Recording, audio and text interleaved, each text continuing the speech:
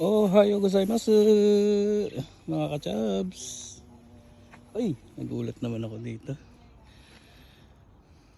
May bulaklak na yung ating sitaw. Ayan o.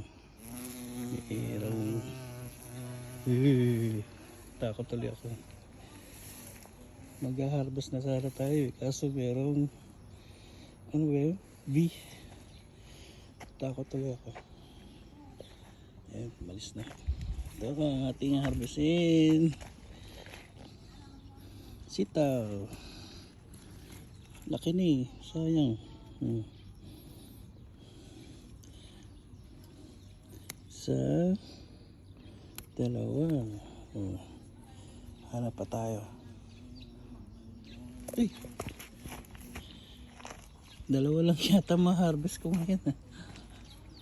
Wala lang iba. Wala pang bano.